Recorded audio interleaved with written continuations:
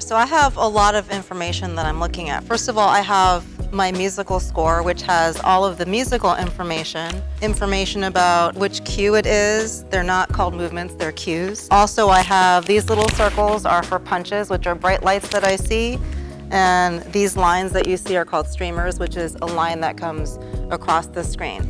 And then I also have here my click track, which is in my ear. I'm the only person on click for this particular movie, and some movies require more people on click.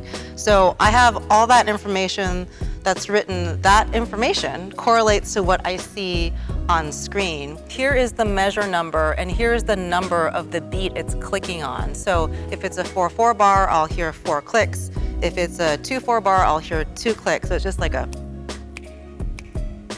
incessantly in my right ear. So sometimes when I go to bed, I still hear it. So I am showing the orchestra what to do following this. So if you imagine that with any orchestra, if you give a downbeat, there is just a very slight delay for the sound, because that's just human reaction time.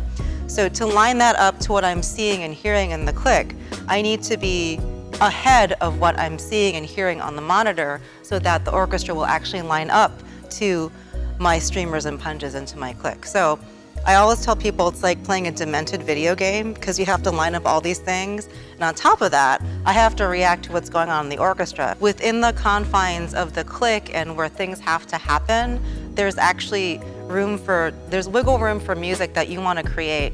But it's an interesting challenge to say, well, Yoda is falling here, so these things need to happen within the span of time. How do I make it musical and about me, but also make it line up? So it's a lot of information going on, and it really engages your entire brain.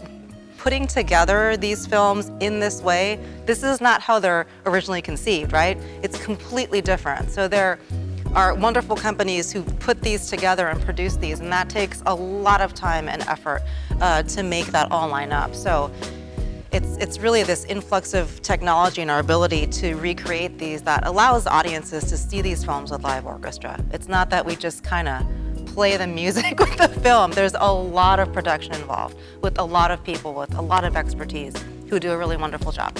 I like limits because I think you have to be more creative when you have limits, and that's fun for me.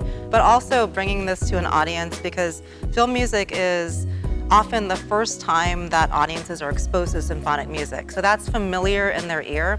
So to hear it live really accentuates the fact that this is an orchestra and you're hearing these amazing sounds that you've heard in this movie, but now live with these real people. And to have that energy translate is really exciting for me.